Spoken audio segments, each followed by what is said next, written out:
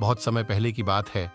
दो संत एक साथ रहा करते थे, एक साथ ईश्वर की भक्ति किया करते थे, लेकिन उन दोनों की भक्ति का तरीका अलग अलग था। एक संत दिन भर तपस्या और मंत्र जाप करता था, वहीं दूसरा संत रोजाना सुबह शाम पहले भगवान को भोग लगाता, फिर खुद भोजन किया करता था। एक दिन दोनों के बीच इस बात को लेकर झगड़ा हो गया कि हम दोनों में से बड़ा संत कौन है। उन दोनों को आपस में बहस करते देख वहां नारद मुनि पधारे। नारद जी ने दोनों संतों से पूछा कि आप किस बात को लेकर लड़ाई कर रहे हैं। संतों ने बताया कि हम यह तय नहीं कर पा रहे हैं कि हम दोनों में से बड़ा संत कौन है। नारद मुनि ने कहा कि इसका फैसला मैं कल करूंगा। अगले दिन नारद मुनि ने मंदिर में दोनों संतों के स्थानों के पास हीरे की एक एक अंगूठी रख दी। सुबह के समय सबसे पहले तप करने वाला संत वहां पहुंचा। उसने वहां अंगूठी देखी और चुपचाप उसे अपने आसन के नीचे छिपाकर मंत्र जाप करने लगा।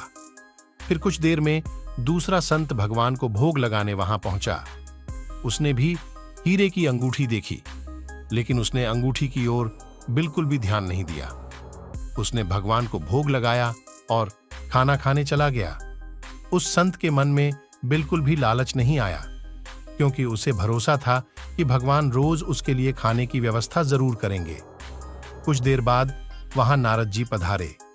दोनों संतों ने पूछा कि अब आप बताइए कि हम दोनों में से सबसे बड़ा संत कौन है।